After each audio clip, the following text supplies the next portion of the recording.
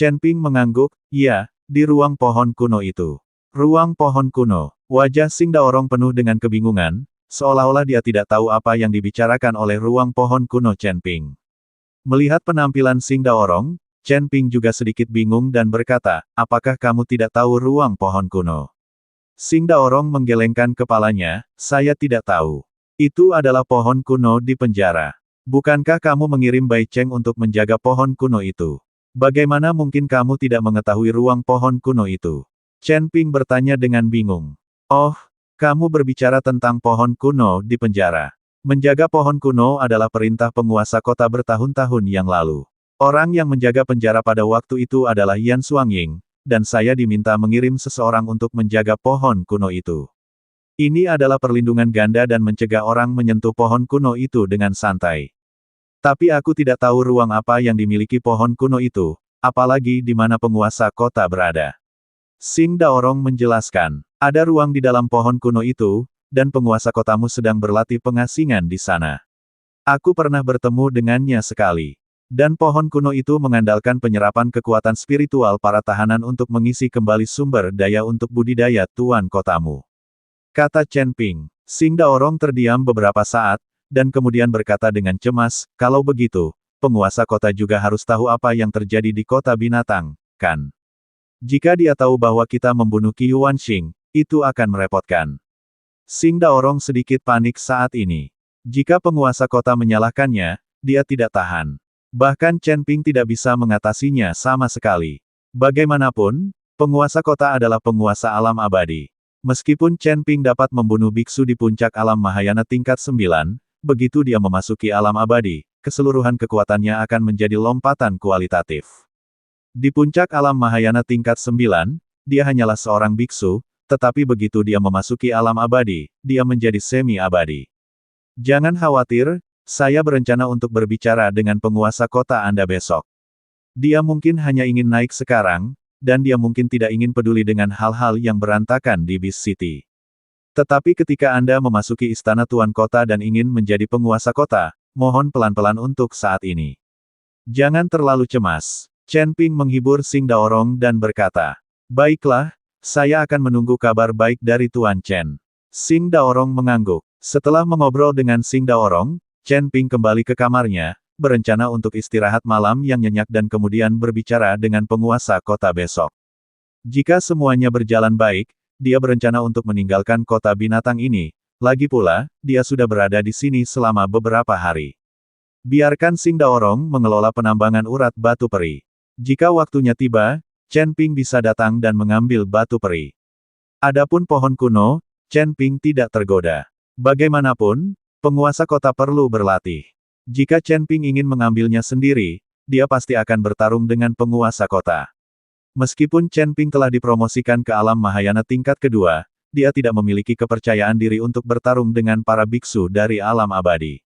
Selama penguasa kota tidak mencampuri urusan kota binatang dan tidak memata-matai urat batu roh peri, Chen Ping tidak akan mengganggu budidayanya. Tepat ketika Chen Ping membuka pintu, sesosok tubuh tiba-tiba bergegas menuju Chen Ping. Sebelum Chen Ping sempat bereaksi, dia diselimuti oleh kelembutan. Lalu ada aroma tubuh yang memikat. Chen Ping melihat ke bawah dan menemukan bahwa Xiong Ying lah yang sedang menggendongnya. Saat ini, Xiong Ying telanjang, dan kulitnya yang seputih salju membuat mata Chen Ping bersinar. Terutama aroma tubuh aneh di tubuh Xiong Ying membuat Chen Ping merasakan darah mengalir deras ke kepalanya. "Xiong Ying, apa yang kamu lakukan? Biarkan aku pergi secepatnya." Chen Ping berkata sedikit bingung, "Tuan Chen, tolong bawa saya tahu Anda bukan orang biasa, Anda pasti akan pergi dari sini ketika saatnya tiba. Apa yang akan aku dan kakakku lakukan setelah kamu pergi? Dengan kekuatan kami berdua, tidak ada cara untuk melindungi diri kami sendiri." Xiong Ying memeluk Chen Ping erat-erat dan berkata, "Jangan khawatir, meskipun aku pergi, aku akan memberitahu Jenderal Xing untuk menjaga kalian, saudara-saudari. Dengan Jenderal Xing yang menjagamu, apa yang kamu takutkan?" Chen Ping berkata cepat, "Itu berbeda. Jika Tuan Chen menginginkan saya, maka saya akan menjadi wanita Tuan Chen. Saya yakin Jenderal Xing pasti akan menghormati kita. Tetapi jika saya hanya teman Tuan Chen, perlakuannya pasti akan berbeda. Dan aku sangat menyukaimu, jadi kamu menginginkanku." Xiong Ying mengangkat kepalanya, dengan air mata berlinang, dan memohon pada Chen Ping. Chen Ping melihat ke bawah pada penampilan menyedihkan Xiong Ying, ditambah dengan kecantikannya yang menakjubkan, Chen Ping tidak dapat menahannya lagi. Dalam hal ini, aku tidak akan bersikap sopan. Chen Ping mengambil Xiong Ying dan melemparkannya ke tempat tidur. Malam makan malam musim semi seperti bunga persik. Di luar kamar Chen Ping, Yao Mei sudah menangis. Bagi Chen Ping, dia sebenarnya tidak bisa mengatakan bahwa dia menyukainya, dia lebih berterima kasih kepada Chen Ping. Tapi wanita memang seperti ini, mereka punya keinginan kuat untuk menang. Dia tinggal bersama Chen Ping sepanjang malam, tapi Chen Ping tidak menyentuhnya. Tapi mengikuti Xiong Ying, Chen Ping menerkamnya seperti harimau lapar. Yao Mei mengakui bahwa penampilannya tidak sebaik Xiong Ying, namun Chen Ping sangat tidak adil kepada orang lain, yang membuat Yao Mei merasa tidak nyaman. Apalagi jika Chen Ping pergi, seperti apa masa depannya? Kakaknya juga sudah meninggal, dan dia tidak berdaya. Setelah beberapa saat, Yao Mei menyeka air matanya dengan tekad di matanya. Kemanapun kamu pergi, apakah kamu menginginkanku atau tidak, aku bertekad untuk mengikutimu. Yao Mei pasti akan mengikuti Chen Ping, kemanapun Chen Ping pergi, dia akan mengikutinya. Bagaimanapun, aku sendirian, jadi aku tidak takut pada apapun. Setelah memikirkannya, Yao Mei berbalik dan kembali ke kamarnya. Ketika Chen Ping membuka pintu, Yao Mei sudah tidak ada lagi di halaman, jadi dia tidak tahu bahwa Yao Mei telah mendengarkan di luar sepanjang malam. Setelah menemukan Xing Daorong, Chen Ping mengikuti Xing Daorong ke penjara. Dengan Xing Daorong mengikuti mereka memasuki penjara dengan lancar. Kemudian Chen Ping datang ke pohon kuno itu. Kemudian, saat dia membelai pohon kuno itu dengan tangannya, kesadarannya memasuki ruang pohon kuno itu. Kali ini, percakapan dengan penguasa kota menjadi sangat menyenangkan. Saya tidak tahu apakah penguasa kota telah menyelidiki Chen Ping, tapi dia tetap sopan kepada Chen Ping. Selain itu, penguasa kota juga bersedia menyerahkan posisi penguasa kota kepada Xing Daorong. Seluruh kota binatang akan dikendalikan oleh Xing Daorong, dan satu-satunya permintaannya adalah menjaga pohon kuno ini. Chen Ping juga menyetujui permintaan penguasa kota. Jika Xing Daorong menjadi penguasa kota, maka seluruh kota binatang akan menjadi kekuatan Chen Ping. Meninggalkan ruang pohon kuno, Chen Ping memberitahu Xing Daorong apa yang dikatakan penguasa kota, yang membuat Xing Daorong hampir mati karena tertawa. Pada hari itu, perintah penguasa kota menyebar ke seluruh kota binatang. Tuan kota yang sudah bertahun-tahun tidak saya temui sebenarnya mengeluarkan perintah tuan kota saat ini. Perintah tuan kota adalah menyerahkan posisi tuan kota kepada Xing Daorong.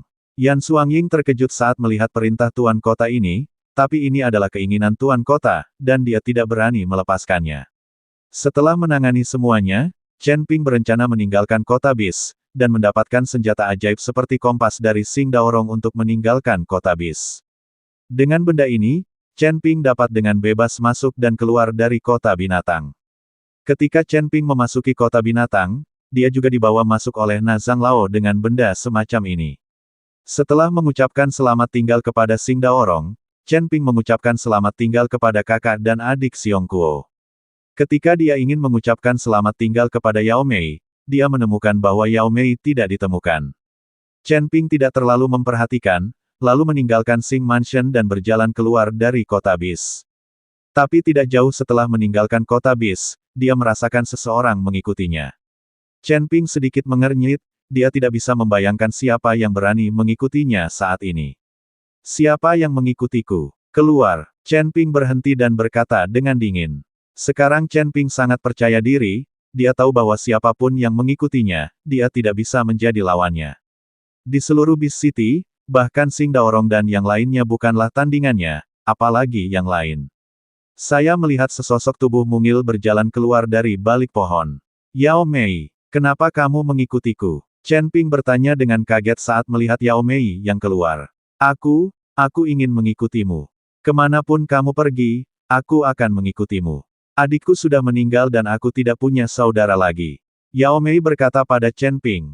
Jangan ikuti aku. Itu terlalu berbahaya. Tetaplah baik-baik di Beast City.